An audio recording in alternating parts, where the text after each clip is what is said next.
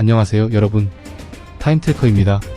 오늘은 전설적인 베트남 전쟁의 저격수, 일명 화이트패더로 유명한 카를로스 헤스콕에 대해 이야기해보려고 해요.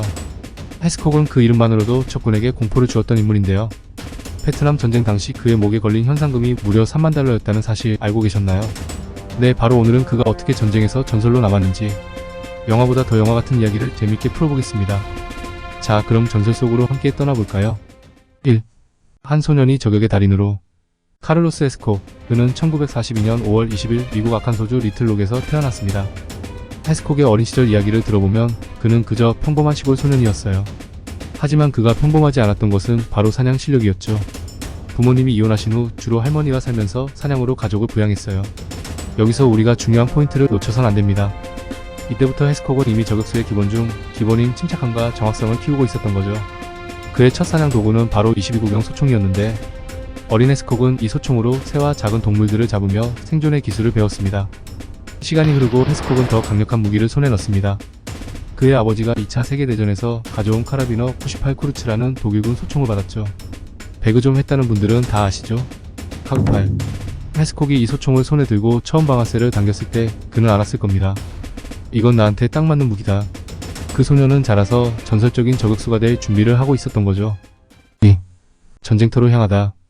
이제 소년은 성인이 되어 해병대에 입대합니다. 1959년 헤스콕은 17살의 나이로 해병대에 입대하게 되는데요. 그날이 하필 자신의 생일이었다는 점도 운명적이지 않나요? 그는 해병대에서 엄청난 사격 실력을 발휘하며 빠르게 주목받았습니다. 특히 1965년 캠프 페리 사격 대회에서 우승을 차지하면서 그가 단순한 해병대원이 아닌 저격수로서의 자질을 보여주기 시작했어요. 하지만 헤스콕의 진짜 이야기는 바로 베트남 전쟁에서 펼쳐집니다. 그가 1966년에 베트남으로 배치되었을 때 원래 그는 군사경찰로 근무하고 있었어요. 그렇지만 그의 사격 실력은 너무나 탁월해서 당시 해병대 저격수 프로그램을 주도하던 에드 랜드 대위의 눈에 딱 들어왔죠. 랜드 대위는 이렇게 생각했을 겁니다. 이 녀석 저격수로 딱이네. 3. 화이트 패더의 탄생. 여러분, 여기서부터 흥미진진한 이야기가 시작됩니다. 헤스콕은 다른 저격수들과는 조금 달랐어요. 보통 저격수라면 적에게 들키지 않기 위해 최대한 몸을 숨기고 신중하게 움직이기 마련이잖아요. 하지만 헤스콕은 자신의 모자에 하얀 깃털을 꽂고 다녔습니다. 네, 바로 그 유명한 화이트 패더의 시작이었죠. 여기서 잠깐 생각해보세요. 적군은 저격수를 무서워하는데 그 저격수가 하얀 깃털을 달고 다닌다. 이건 마치 여기 나 있어, 날 잡아봐 라고 외치는 것과 같지 않았을까요? 하지만 헤스콕은 달랐습니다. 그는 이 깃털이 적들에게 자신을 드러내는 상징임을 알면서도 절대 그 깃털을 뺀 적이 없었어요. 오히려 이렇게 말했죠. 그 깃털을 달고 다닌 건 나만의 방식이었어. 내가 누구인지 적에게 알리면서도 그들이 날 잡지 못하게 하는 거지. 그리고 실제로 그는 그 깃털을 단 채 적을 하나 둘씩 처치했습니다. 이 깃털은 곧 공포의 상징이 되었고 북베트남군은 그를 두려워하기 시작했습니다. 4. 코브라와의 저격 대결 전설이 된 순간. 자, 여기서 전설적인 저격 대결이 시작됩니다. 여러분, 혹시 저격수끼리 1대1 대결을 상상해보신 적 있으신가요? 긴장감이 극에 달한 그 순간 단 한 발의 총알이 생사를 가르는 그런 대결 말이죠. 헤스콕이 전설로 남은 이유 중 하나는 바로 이 대결입니다. 그의 상대는 바로 북베트남군에서 가장 뛰어난 저격수로 알려진 코브라였습니다.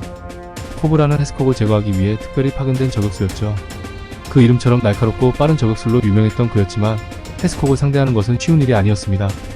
이 저격수 대결은 그야말로 영화 한 편과도 같았습니다. 헤스콕과 그의 관측병존 롤랜드 버크는 코브라를 조용히 추적하기 시작했습니다. 코브라도 헤스콕을 노리고 있었죠. 둘은 적이 보이지 않는 정글 속에서 조심스럽게 서로를 탐색했습니다. 이 긴장감 넘치는 상황에서 과연 누가 먼저 총을 쏘게 될까요? 마침내 헤스콕이 코브라의 스코프에서 반짝이는 빛을 발견하게 됩니다. 그 작은 반사광이 곧 코브라의 위치를 알려준 것이었죠. 헤스콕은 주저하지 않고 단 한 발을 쏘았습니다. 그 총알은 코브라의 스코프를 그대로 뚫고 그의 눈에 명중했습니다. 이 순간 두 저격수는 서로의 눈을 마주한 것이었지만 헤스콕이 더 빨랐습니다. 여러분, 생각해보세요.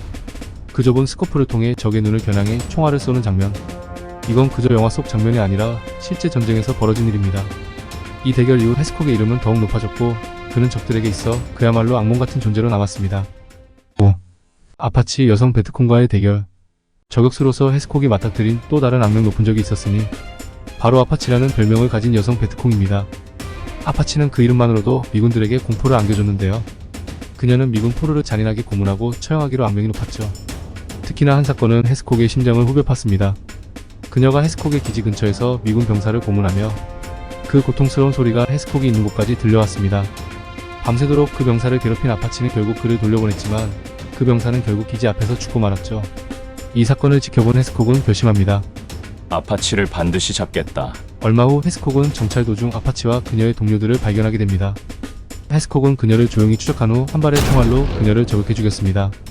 이로써 아파치는 더 이상 무고한 미군 병사들을 괴롭히지 못하게 되었죠. 6. 북베트남 장군 암살.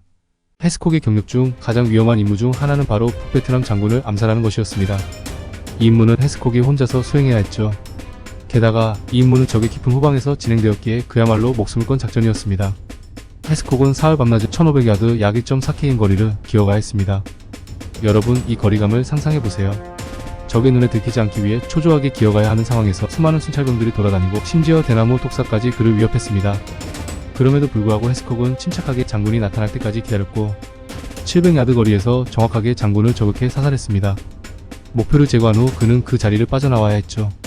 하지만 그의 은신술 덕분에 적들은 그를 찾지 못했고 헤스콕은 무사히 작전을 성공적으로 마쳤습니다. 7. 전설이 된 기록. 여러분, 이번엔 헤스콕이 세운 전설적인 저격 기록을 소개할게요. 바로 2500야드, 약 2.3km 거리에서의 저격입니다. 헤스콕은 M2 기관총에 망원 조준경을 장착하고 적을 저격했는데 이 저격은 그 자체로 엄청난 일이었습니다. 적이 저 멀리서 움직이고 있었고 헤스콕은 숨을 고르며 그 움직임을 지켜봤습니다. 지금이다. 그는 단 한 발을 쐈고 그 총알은 2.3km를 날아가 적에게 정확히 명중했습니다. 이는 그가 베트남에서 마지막으로 수행한 저격 작전이었고 이후 그는 미국으로 복귀했습니다. 8. 부상과 영웅적 행동. 1969년 헤스콕은 베트남으로 다시 돌아왔습니다. 이번에는 저격수 부대를 이끌고 있었죠. 하지만 얼마 지나지 않아 그의 인생에서 큰 전환점을 맞이하게 됩니다.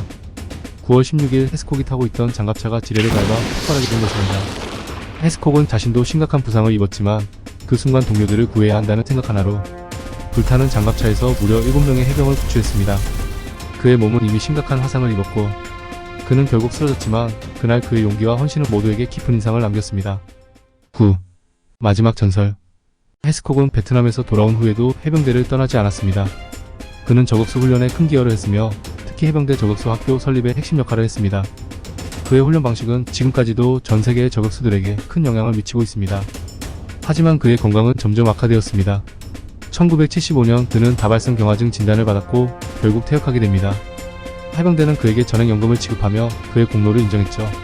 헤스콕은 1999년 6월 20일 버지니아 비치에서 세상을 떠났습니다. 하지만 그의 전설은 여전히 남아있습니다. 그가 남긴 철학은 매우 단순했죠. 나는 사격을 사랑했지만 사람을 죽이는 것은 결코 즐거운 일이 아니었다. 하지만 그것이 내 임무였고 내가 그들을 먼저 죽이지 않으면 내 동료들이 죽을 것이었기에 그 일을 한 것이다. 오늘은 이렇게 카를로스 헤스콕, 전설적인 저격수의 이야기로 여러분과 함께했습니다. 그의 삶과 전쟁 속에서 벌어진 일들은 그저 이야기가 아니라 실제로 일어난 일들이기에 더욱 놀랍고 흥미롭습니다. 오늘 영상이 재미있으셨다면 좋아요와 구독, 그리고 알림 설정 부탁드릴게요. 다음에 더 흥미로운 역사 이야기를 들고 돌아오겠습니다. 감사합니다.